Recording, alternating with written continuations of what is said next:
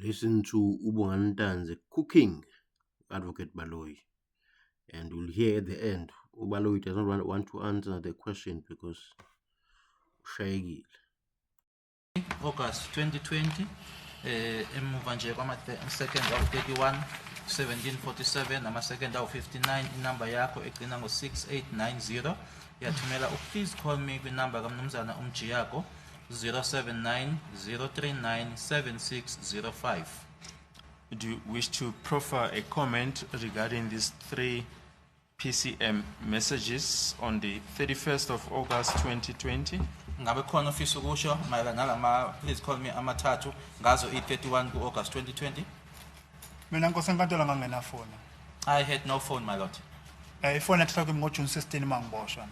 My phone was taken from me on the 16th of June upon my arrest.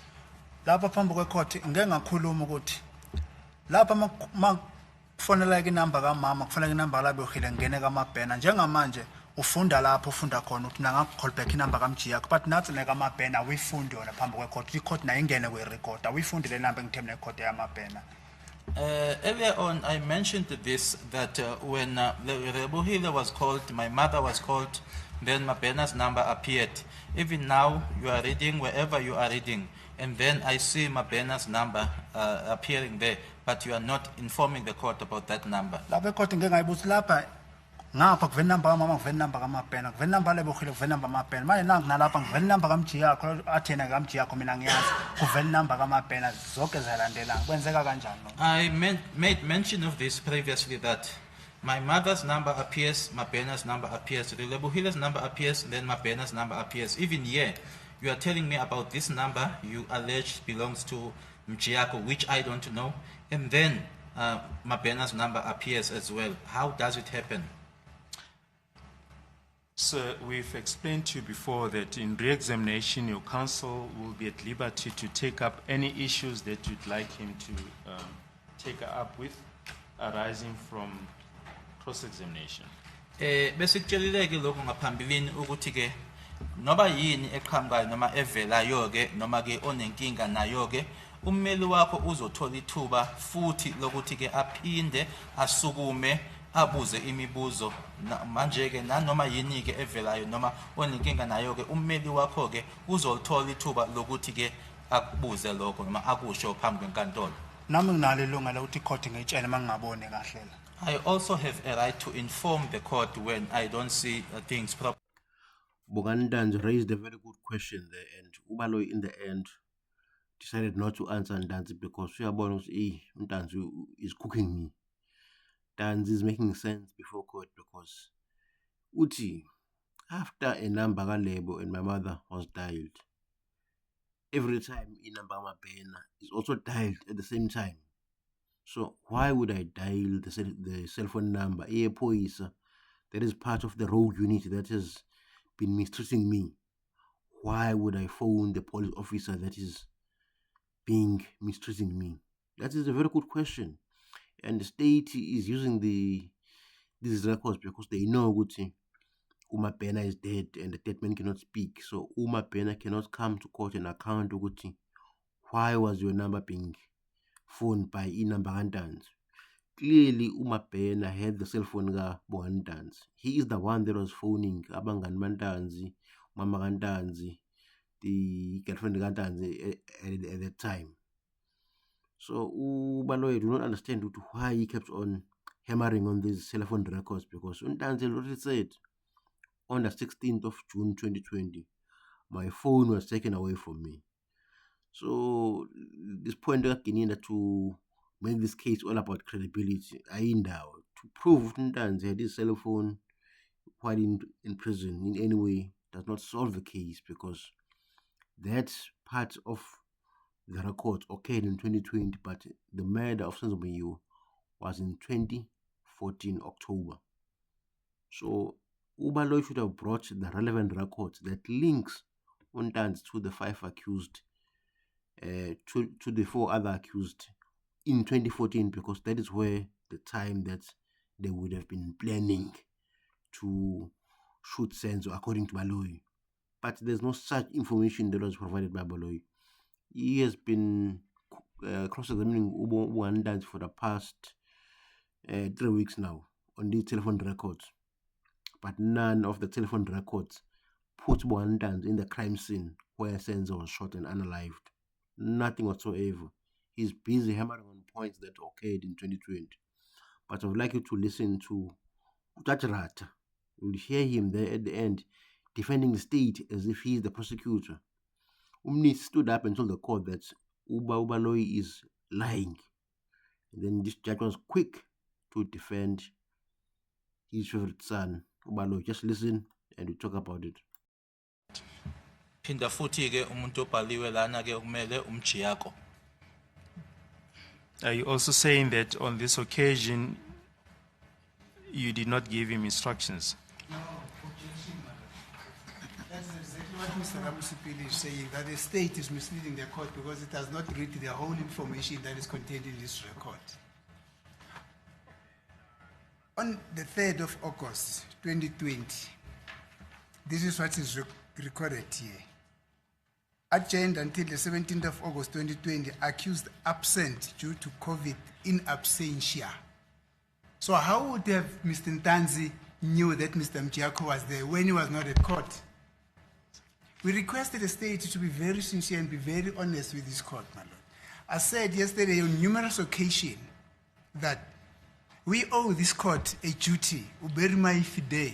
Uberima ifide simply means of the utmost good faith. We need to be sincere to this court because at the end of it all, the decision that the court is going to take, to a larger extent, depends on what we are telling this court as counsels, my lord. Now, if we are misleading this court, then there is just but that little probability that the court's decision will also be based on what we've been saying, which has been misleading to this. We implore the state to be very sincere with this court. I think it's too strong to say it's misleading. He could be making a mistake, but when he says, how does he make a mistake when he's got a document in his You see, position? this is the problem. Okay, You argue with a judge. Thank you, my lord. Yeah, this is what happens to blacks. You argue with a judge. Excuse me, my lord. This is what happens to blacks. To blacks. Yeah, to blacks like me. Yes. Yeah. Thank You know you. what? This thing of saying it's misleading. This gentleman could be making a mistake. When you say it's misleading, it means he is lying. Like He's intentionally doing it, It means my he's lord. lying like my brother Madlanga put it the other day. Yes, my lord. Right. But Are my you lord- lying, sir? No, my lord, I'm not done. But how can he say, Good. how can the court say that he could be making a mistake when he's got a document in his position? Okay, fine, he fine. is reading it. Let's ask him. Let's ask him. Let's ask him. I really don't The want court is to. very defensive to the state, my lord. You And I what? don't know why. Yes. You say? Let's explain this to Baba Ntanzi. Yep, that's it. On the 3rd of August 2020, Ntanzi was absent in court.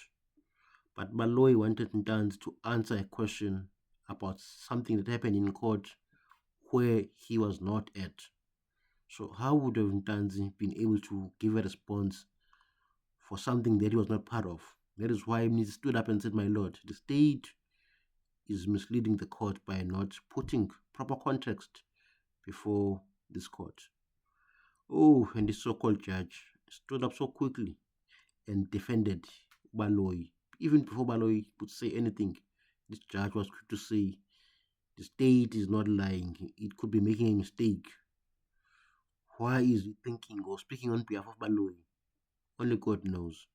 But this shows that the judge has already sided with Baloyi in whatever he says.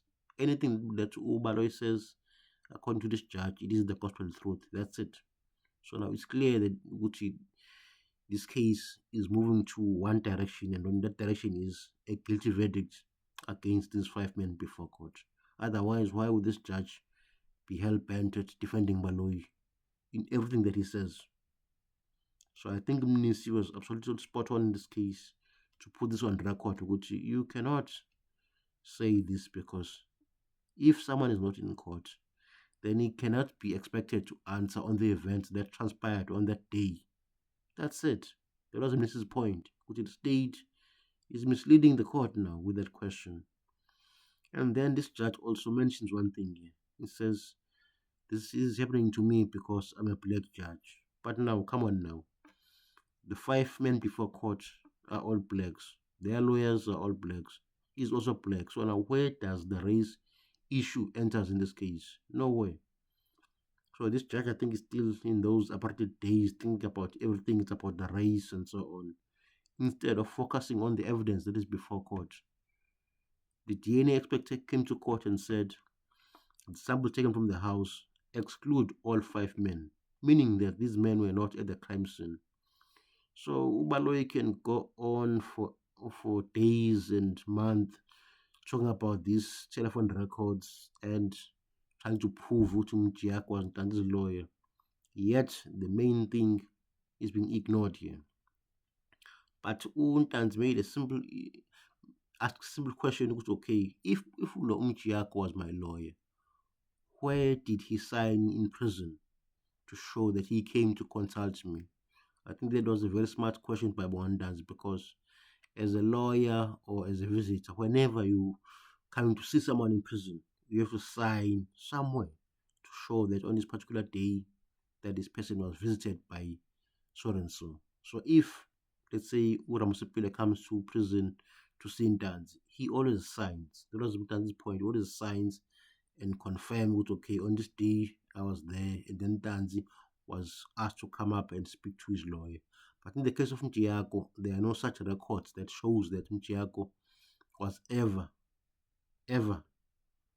be in that prison to consult with Ntanzi. So the state is just using Mjiako to get that confession from Ntanzi. That's it. Mjiako was a tool that was used by the state to obtain that fake confession that was taken before Magistrate Tronyi. Nothing else. Mjiako was never appointed by Ntanzi. That's it. And Ntanzi asked a simple question, okay, if Mjiako was my lawyer, then show me, where did I pay him? Where did I give financial instruction? Nowhere. Ntanzi has never paid Mjiako. So if Mjiako was Ntanzi's lawyer, someone had to pay him. Who paid him? And Baloyi did not answer that question because he does not have an answer. So clearly Mjiako wayengasiyo umelana Ntanzi, but listen and hear more. Ngoba kwanawe mshushisi akwazi umlando Mjiako ezokutshela phambi kwekhotho ukuthi wayekhokhelwa ubani wemtshela ukuthi ngiboshiwe. I still maintain, my lord, even the state itself never brought Mjiako before this court to come and confirm or tell this court as to who told him that I'd been arrested and who was providing him with financial instructions. Zonke indlela ngihamba Bosbeck Hlabane ubani wayemtshela ukuthi ngiyekhotho. All the routes that I was traveling, Boksbeck, Tlhabane, who was informing him that I was going to court? Have you heard of attorney-client privilege? Ungabe usuku wezwa yini ngaphambilini ngenkulumo noma ke ukugodlwa ke kwento ephakathi kommeli nalowo ammeli ukuthi ke ukungadalulwa kwaloko okuphakathi kommeli nalowo ammeli? Uyakwazi lokho? Mina ngiyaqala ukuboshiwe izinto zabameli angizazi. This is the first time that I'm being arrested. I know nothing with regards to lawyer-related matters. Ngoba ngisho ngiqashwa 2009 ngiqashwa emayini ngayeka azange ngithethe icala emayini. Even when I got appointed in the mine for the very first time in 2009 until I stopped working at the mine, I never attended any case. Yes. You were asking or commenting as to why the state did not call him. The law says what happens between attorney and client remains between them. Ungibuzile ingakho bengikubuza ukuthi uyakwazi yini ngoba ubuzile ukuthi noma uthe umshushisi yena akakaza ambiza Mjiako azosho la enkantolo ukuthi bekhokhelwa ubani ubetshelwa ubani ukuthi enkantolo. Manje ke umthetho uthi okwenzeka phakathi kwakho nommeli wakho lokho kuphakathi kwenu nobabili. Cha akukho phakathi kwethu. No, that's not the case. Lapha phambi kwekhotho noMjiako maze kahle. No Geninda maze kahle ukuthi wenze kanjani ke phambi kwekhotho. Before this court, you and Geninda know very well as to what it is that Mjiako did to me. You know very well. Now, back to the proceedings of Tlhabane on the 11th of November 2020. So once again, we see that both of you appeared at Boksburg Magistrate Court on the 27th of October 2020, and both of you are back at the Tlhabane Court on the 11th of November 2020. Siyabona ke ukuthi ke ngeyi27 zika October 2020 nababili nani senkantolo yase Boksburg. Manje ke ngeyi11 zika November 2020 nababili ke senibuyele enkantolo yase Tlhabane. Uyakubala nomshushisi nalokho ukuthi nanga isikhathi ngangaphuma emotweni. Do you also count the occasions where I would not get out of the vehicle? Mangithola icourt isebenzela phandle ngingakhishwe emotweni.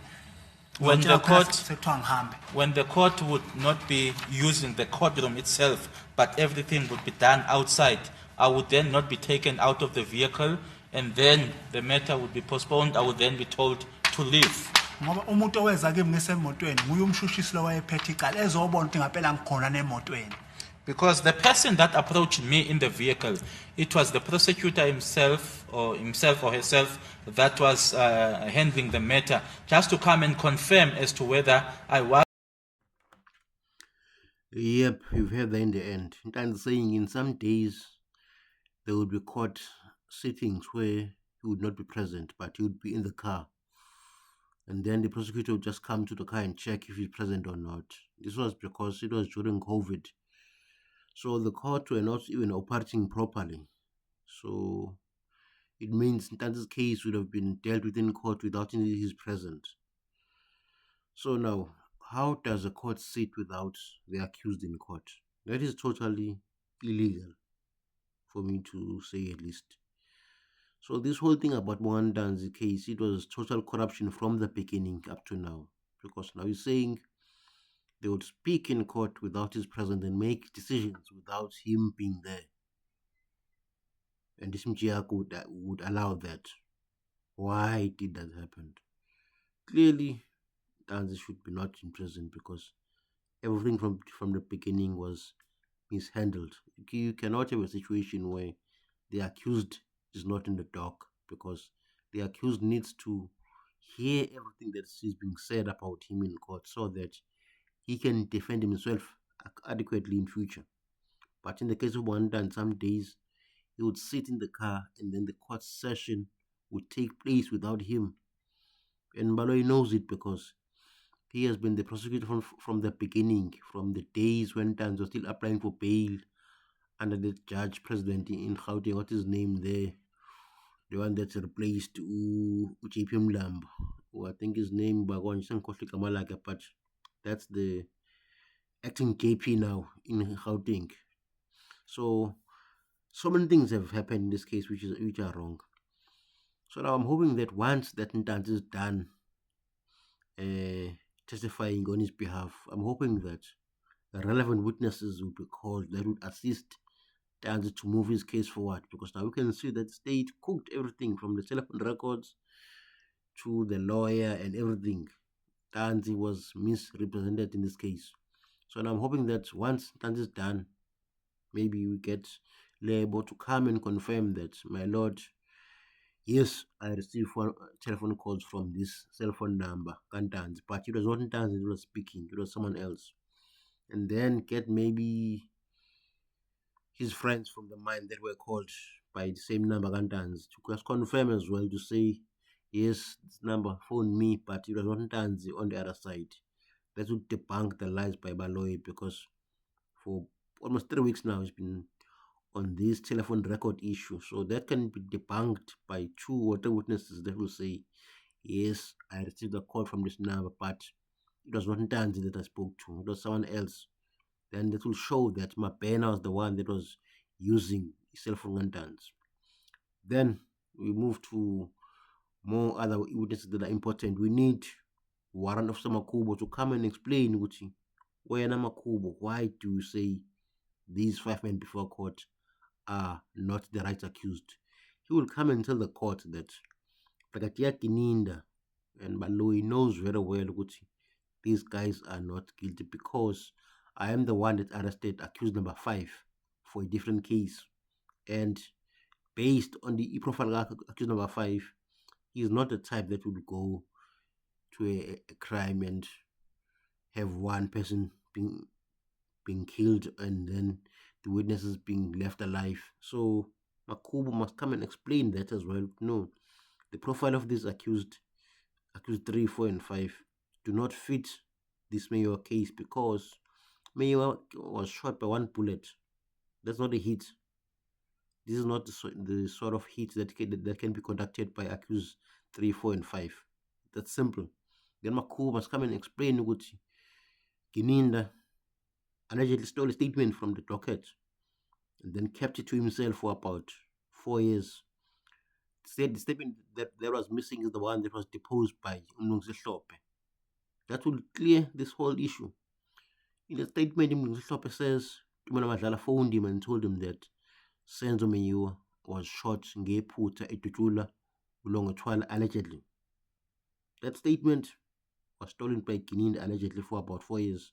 It only came back to light after Sifiso Meyiwa spoke about it in the media, and that is when Gininda decided to bring it back into the docket. That's it. That statement clearly indicates that these men are not the one that shot Senzo, because if Tumela Madlala phoned immediately after Senzo was shot, that was before the arrival of CBE and other officials that came and then decided to go to Nina, stick to the story saying it's an intruder and say there was an intruder that demanded money and cell phones. That was before that happened. It was still fresh and Tumelo was still shocked. He didn't know what to react. That was when he was still telling the truth.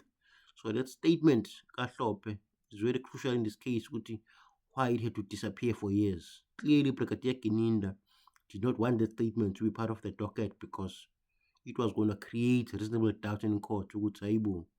These men maybe abamdubula Senzo because Tumela Madlala, an eyewitness in this case, earlier said Senzo was shot by uLongotwala ngephutha.